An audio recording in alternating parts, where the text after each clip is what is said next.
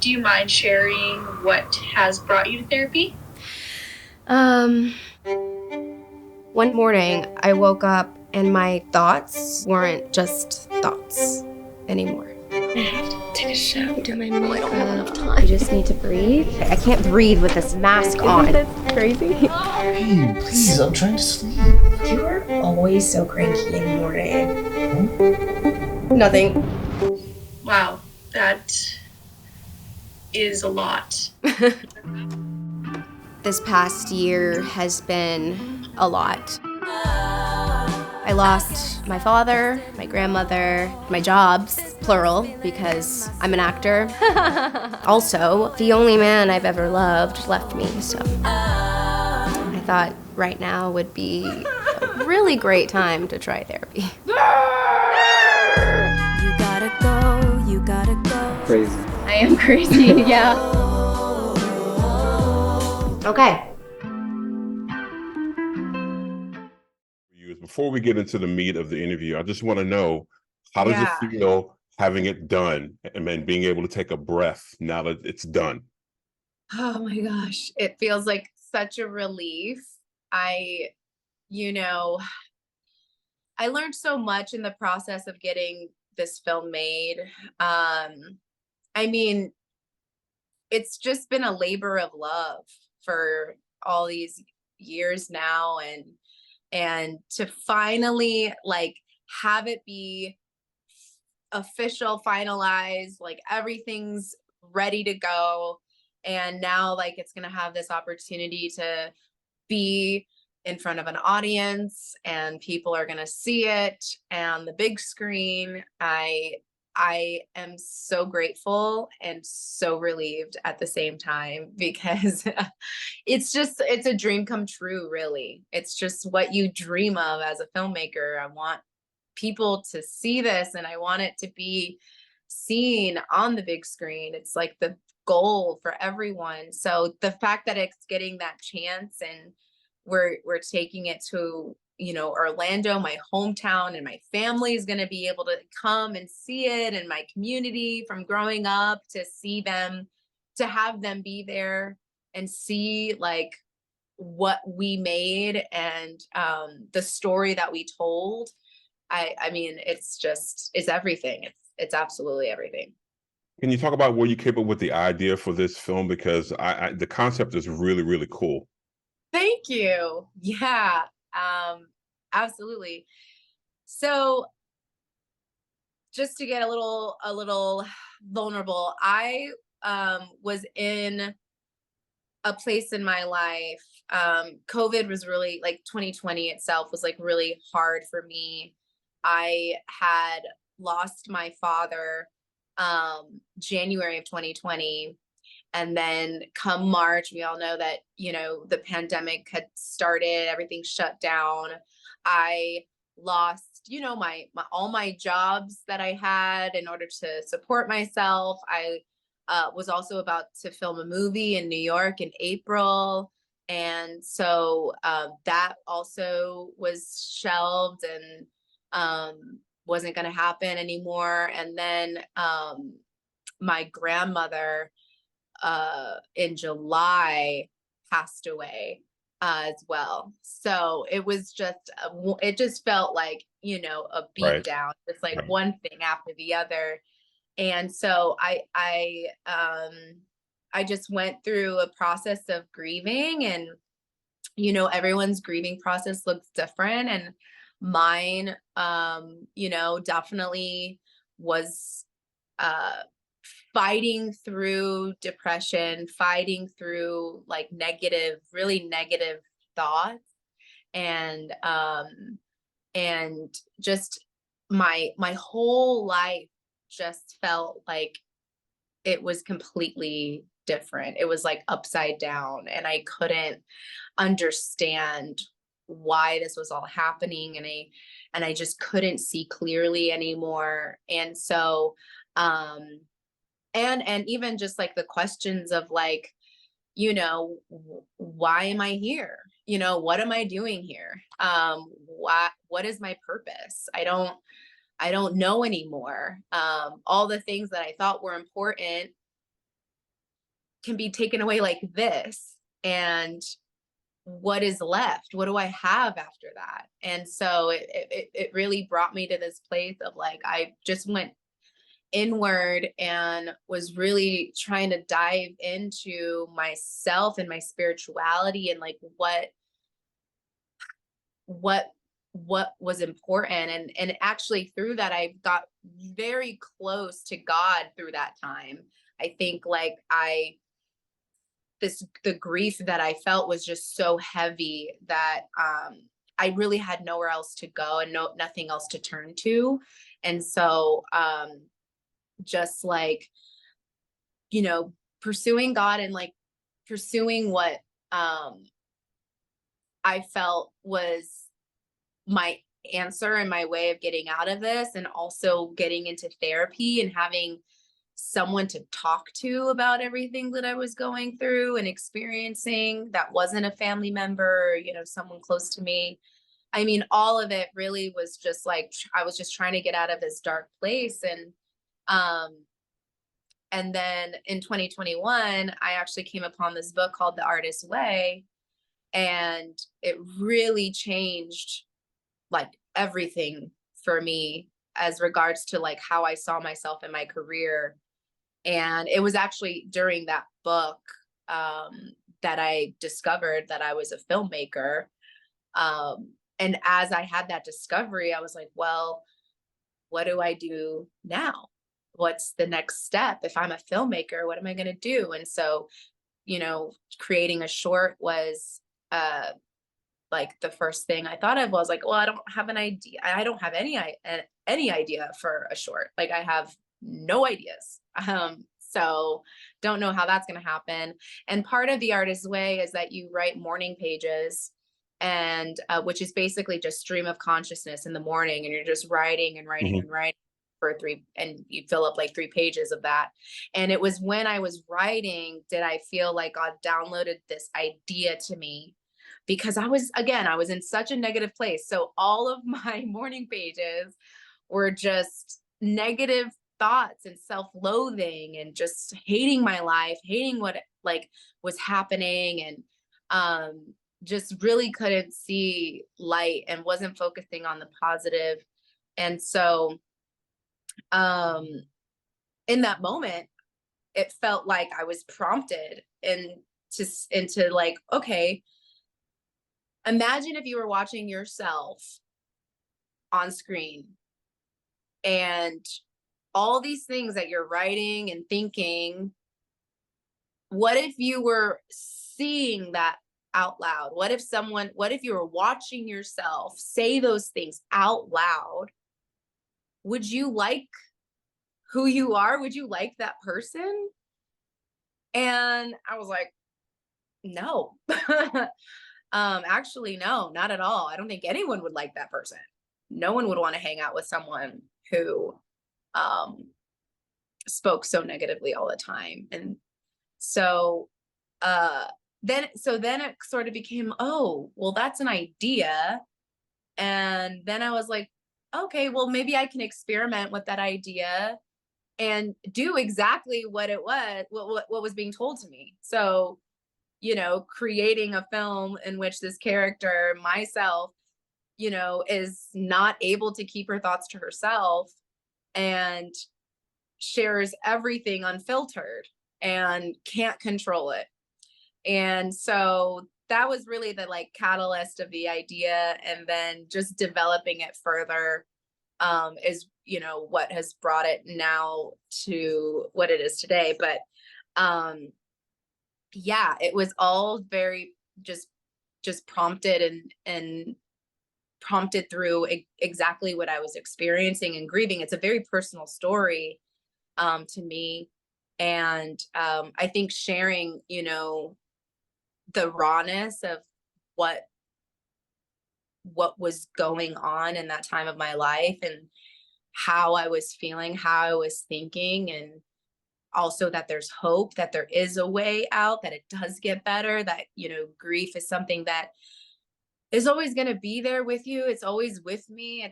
But I have my ways of coping and being able to move on with my grief and still see the beauty in life and see that I am here for a reason, and that I get to live in that truth and that gift, and that life is a gift, and that every moment you're alive, there's a reason why you're still here. And so yeah, showing that hope as well through the story was really important to me, so people would know, yeah, I was in this really negative place, but I can proudly say today that, I have been healing, and I'm healed, and I have so much hope for the future. Being that this was so personal, did you initially think that you were going to direct it, or were you thinking about having someone else direct it? Or, like I said, being that it was so personal, you decided who better to tell a story and direct it than me? Yeah, I never considered someone else directing it, because um for myself, as an actor, I knew I would play the lead character. Also, it was COVID, so people were still very weird about getting together when we shot this. So I did put it on myself of like, I'm going to, I knew that I was definitely the only one that I felt like could be hope in this story. And directing wise, I've always wanted to direct. And so I thought, well, there's no better time than now to try and see how it goes. It was a challenge, of course, to be the lead and direct. Don't really recommend it to people to do. I'm glad I tried it, but probably next time would have either a co-director or just direct and not act. What I actually kind of leads to my next question. Did you feel, and you pretty much answered it already, overwhelmed at times and like, oh my God, I don't know if I'm going to get this done? How did you get through those moments when you felt like, is this ever going to get done? I think I've bitten too much that I can chew. You know what I mean? Yeah. Oh, absolutely. There were so many moments. I remember there was one moment, I think we were like, so we shot in 2 days. And I would say like day one, we did like probably 90% of the film. So it was a marathon. It was a long stretch. And I mean, I was operating at, I had to be my best. So I'm operating at this level for, hours upon hours upon hours. And because I'm acting, but I'm also directing, I know that, well, I don't have a lot of time. So I really can only have one take for a lot of these setups. So Angelique, you need to be on. Like, we gotta, you gotta go.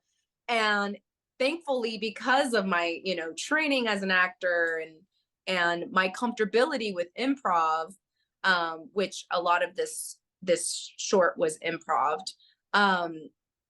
I was able to get it in that one take and move on quickly and not overthink it and just keep moving and keep moving. But yeah, there was one point, I think it was like after lunch, and it was starting to get dark out, and I was like, there was a moment in that I went to the bathroom and I could just feel like my heart was just like racing, and I was just like, oh my gosh, there's just like, I felt like I went through every single emotion that day, and I could feel like the adrenaline, and I could also feel like the anxiety of the fact of like, we still have so much to do. I'm just going to take a deep breath. I was like by myself, and I just like prayed, and I was like, it's going to be okay. It's going to be okay. We're going to get through. But yeah, I put so much pressure on myself that day to get as much as I could. And so it is really a miracle that we did it. It was a long day, and I applaud my team my crew and everyone involved for just sticking it out, and giving their best the whole time. And yeah, the energy was always up, even towards the end when we had wrapped the first day. It was just like we were all still left energized at the end. And I couldn't believe we did it, honestly.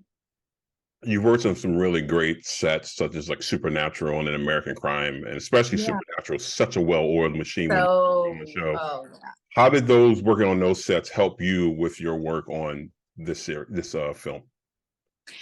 Well, it's so funny because when I come from theater, as my background, as my training. So when I came into television, starting with American Crime, I was so shocked at how fast they move. Everyone's moving so fast. Yeah. It's like you really don't get a lot of takes. And we would shoot an episode in 8 days, and that's not a lot of time. And so I that experience, and Supernatural as well, they're moving quickly. Television just moves quickly. Like, there's no time to marinate and like, like let's do this take and let's do that. Let's try it this way. Like, no, it's like we need to go. We need to get it and keep moving on. And I think that, and doing indie film as well, which works very similarly because of, right, it's a smaller budget, but that helped train me in a sense to just be ready as an actor, to just be like ready to go and like take one, just give it all you got, because you're not going to get like 20 takes on this. Like, you're gonna only get maybe 3, so I all of that experience on those sets have definitely trained me in being able to just frankly just like get the job done within a short amount of time. Correct me if I'm wrong, but many of the people that involved with this project are people you knew. Obviously, your husband's involved with this. You started Yeah. RWO with your husband. Yeah. How important was it to have people that you knew that you could work with on this project, and how easy did it make that for you? Even though it was hard at times for you, you had that support around you. To me, that's the game changer when it comes to creating is, man, it's like it's like a family, and and Supernatural is a great example of that. Like, that set, they were a family. Like, I was walking into a family. They all knew each other so well. They all worked together so well. There was a camaraderie. They enjoyed being around each other. And it really makes sense, because that's why they were so successful. I truly believe that equates to their success, because they loved each other and they loved what they were doing, and they were doing it for so long because of that. And it showed in the product that they made, and the audience themselves. I know they could feel that. Like, it was such a well-made show, and just a wonderful production. So for me, when I'm in the position of wanting to create something along my terms, to me, it's like a no-brainer. I want my friends around. I want my friends there, especially because I'm so blessed to have a community, a family of artists around me that are genuinely my friends and that are so incredibly talented. And I want to give them that opportunity to show their genius and elevate them in as much as that, as much as I'm humanly possible right now with where I am in my career. But, I just want them to be seen as well, and have their work be seen, and what they contribute, how special they are. I always want the people around me I want us to grow together in our careers. So for me, it was like, absolutely, I have to have the people I love around me, especially because it's such a sensitive story and it's Yeah. such a sensitive Yeah. topic. I knew that I needed people around me that loved me and that were going to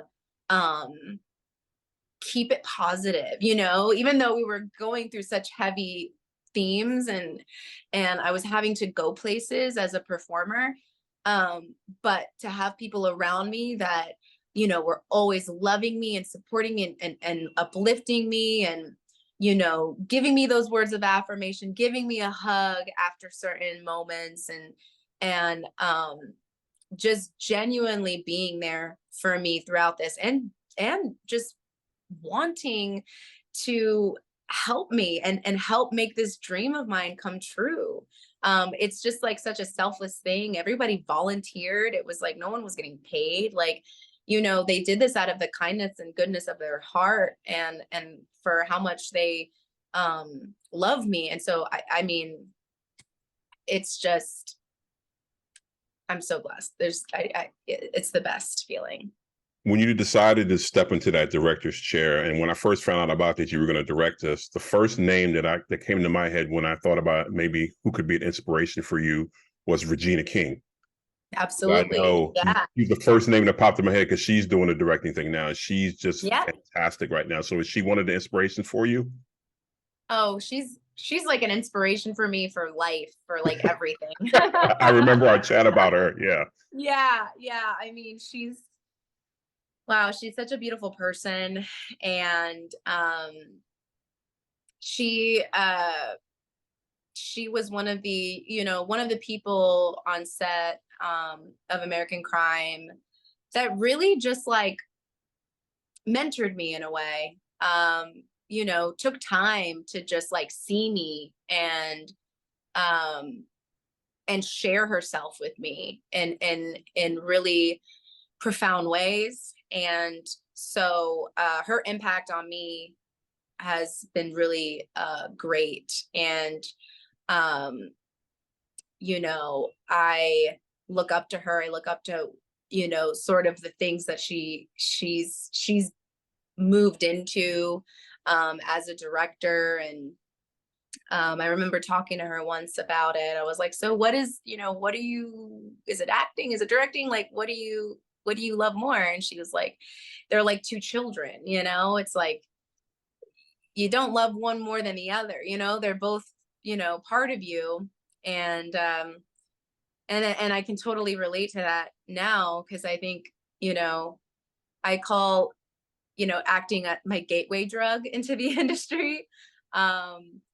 It's my first love. But I do have these other parts of me that are just as beautiful and important, and these other artistic gifts that I want to share. And yeah, she's one of the ones that has made that jump into being an esteemed actor and director. And you know, there's so many others too that I look to, and you know, Greta Gerwig, and who was another actor turned writer director, and Issa Rae, and you know, all of these women that I really admire people who are willing to take risks and willing to expand themselves and sort of test their limits, because I think that you grow when you do that, and you will surprise yourself. And that and I'm like, I'm someone that likes a challenge, to be honest. So I think as I continue on in this journey, I want to be an artist who, you know, doesn't that is so instinctual and true to myself that I'm gonna maybe do things a different way or try something that no one really expected me to try, and be open to that, and not put myself in a box. Diversity continues to be a big issue in this industry, and especially behind the camera. Right. Do you hope Right. your film inspires other women and women of color in the industry and minorities as well to take that leap and jump behind that director's chair? Do you hope you have that effect? I hope so, especially for actors. I would love for um people who, are actors to not be afraid to expand into writing and directing, because at the end of the day, it's really the people, especially for you know the marginalized groups. We really have to start telling our stories and start controlling our stories. And Absolutely. you know, it's imperative for us to progress and for us to be seen.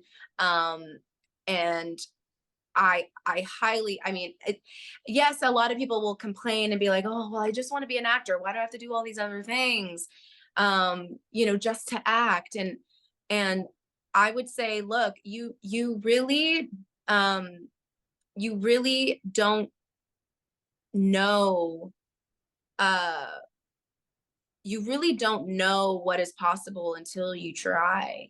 And when it comes to um, our communities, women of color, people of color, um, they need our stories. Like whether they realize or not, is like they really do need our stories. Um, we have a wealth of creativity and talent, um, and we have every right to share our stories, and we have every right to work and be a part of this industry, and and like confidently uh belong in this industry. And I feel that a lot of us can sort of shrink back and wait and think that, like, oh, if I just audition enough, something will hit, and I'll get that dream role. And that's admirable, but the reality is like I've been doing this. I've been auditioning for 8, going on 9 years, and a lot of the roles that come my way um are not necessarily roles that I would be excited to do, to be Yeah. honest. Yeah. Um, and even after American Crime, everyone saw me this one way, and I was like, wait, but I was acting. Like, I'm not really Evie. Like, Yeah. I was acting, and so I would get all these roles that were like very similar to Evie, rough around the edges, and poor, maybe grew up on the streets, whatever it was. And I was like, no, but that's, I already did that. I'm moving on. I'm ready to do something different. And so it's really important so that we can, stop having these stereotypes perpetuated. We have to take back the power, empower ourselves, greenlight ourselves to tell the stories that we want to tell, that are global stories, that are commercial stories, that everybody can connect to around the world. They're human stories at the end of the day. So that's what I would say is just, we have to not be afraid. We have to see the power within ourselves and say no. Like, we can we can move the needle forward for ourselves. We can't wait for these people to get on board with us, because at the end of the day, they just simply don't understand. And I think with what the strikes have shown us is that, I don't know, I don't think they care either. Oh, you Um, 100%. Yep. Absolutely. so if they don't care about you, let's stop trying to, you know, wish and hope and pray that they'll see us and they'll give us the opportunities we deserve. And let's start creating the opportunities we deserve. especially with today's technology. I mean, you can grab a camera and go out there and make something and come in and with today's software and edit it and make it look amazing. Amazing. There's no You don't excuse need a not lot to of do it money. these days. Yeah. Yeah, it's easier. It's easier now than ever. It really is. You can do it on an iPhone, and I know people get annoyed when people say that, but if you really can, if you want to, you can. And there are just unlimited amount of resources available to us now. There really isn't an excuse. You mentioned earlier that this film was selected for the Orlando Film Festival, which congratulations. Thank you. And it's going to have a screening in your hometown. Does this feel like a full circle moment for you?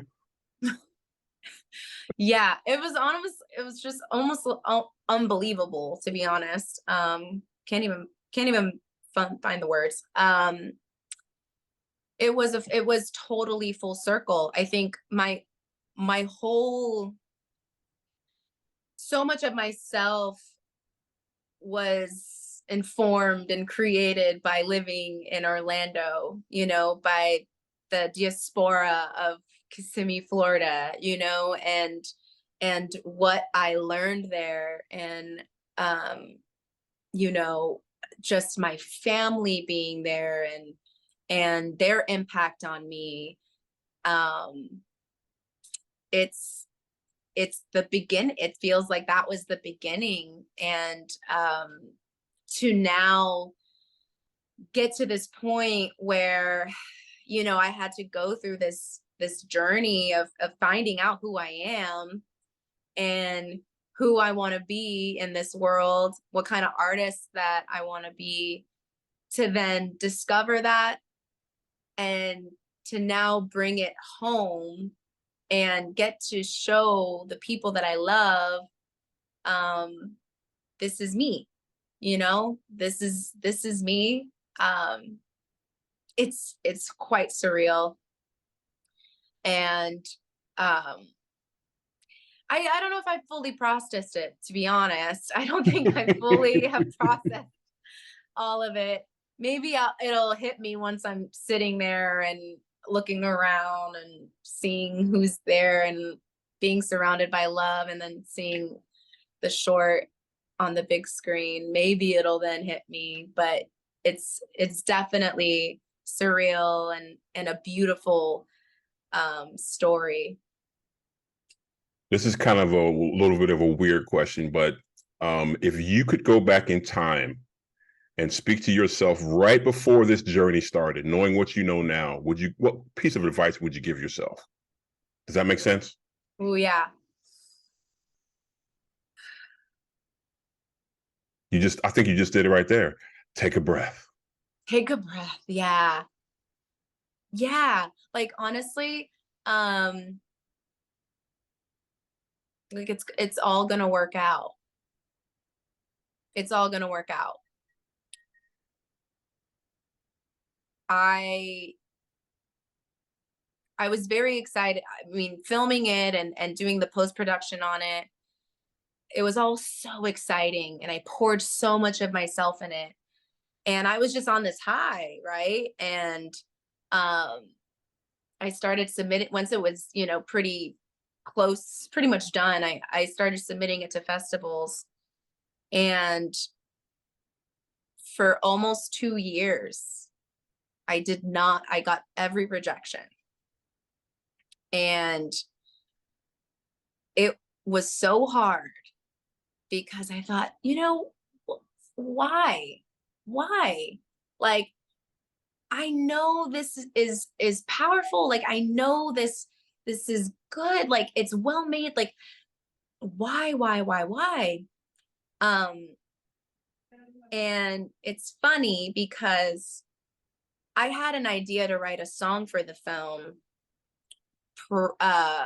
prior to even filming it. And I was in the process of trying to write a song, and I don't know, something happened. I got too busy and too distracted that I didn't end up doing it.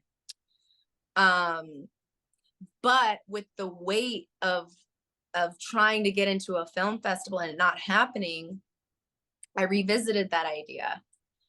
Especially because I had gotten a distribution offer for like a small Latinx streamer. And there was a song in the prior version of I'm Not Okay that I needed the rights for in order to be able to distribute it. And I went back and forth with the record label and the publishing company, and they strung me along for all this time. Finally, they give me a quote and they want $10,000 for this song. And I was like, absolutely not. I'm not doing that. I'm not doing that. So the next thing was, okay, so what am I going to do? And then it hit me. I was like, you're supposed to write a song for this film. And you didn't do it before, but now you have no choice. So you got to do it. And so then that was this year, actually. That was the beginning of this year. So I wrote a song with my husband. I sang it and we recorded it, and we had a lovely, the sound mixer of the film also mixed the track, and we made a song. And my editor was able to work his magic and work it into the short, into that scene. And it's like, and very soon after we did all of this, I get the acceptance into the Orlando Film Festival. Everything happens for a reason. Everything happens for a reason. So yeah, it is all going to work out, but don't ignore those,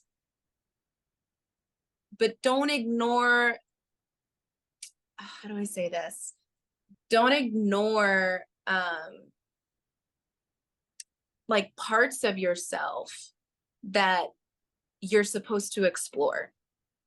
And I was supposed to explore making a song for this film, and I rejected that exploration in the beginning.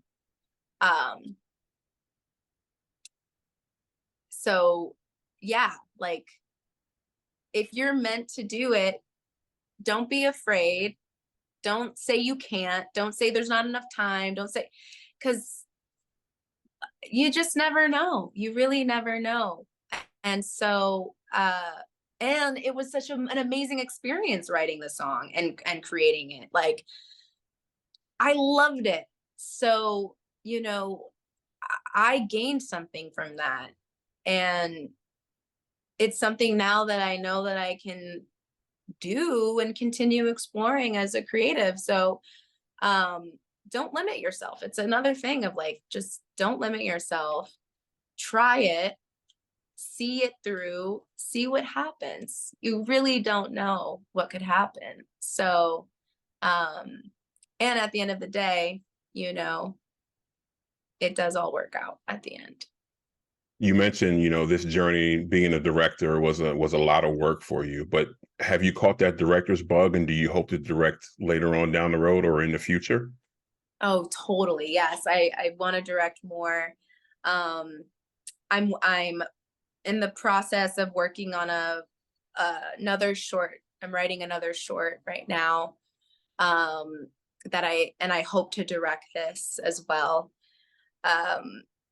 And so, I mean, the goal, of course, I never know how what the future holds or how things are going to play out. But, the goal is to make another short, direct it, and then hopefully have opportunities to direct other things in the future.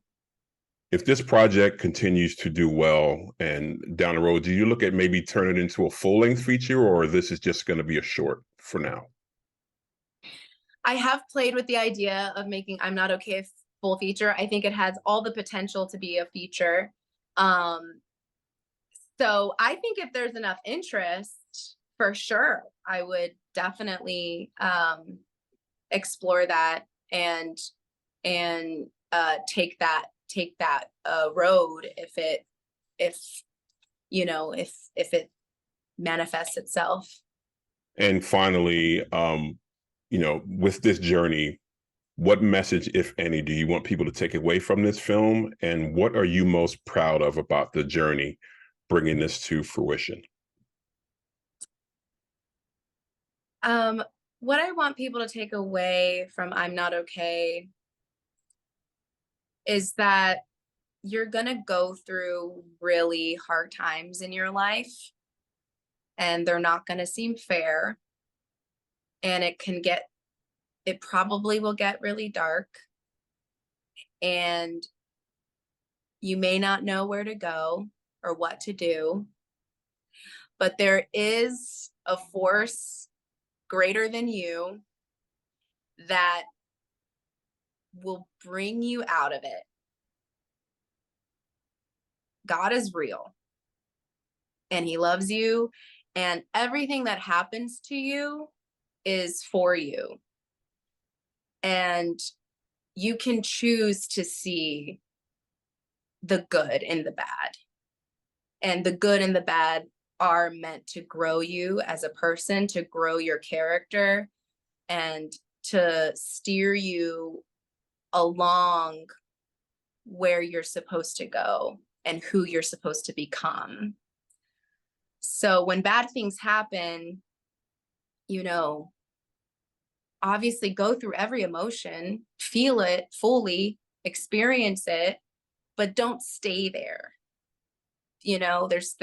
There's more. There's more, and you have to keep going and not give up. So that's what I really hope people get from watching the film, that there is hope. There's hope in the darkness. And what I'm most proud of,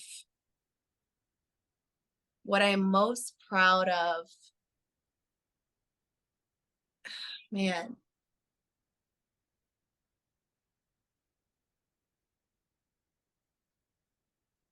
I think what I'm most proud of by completing this project is seeing that I'm not alone.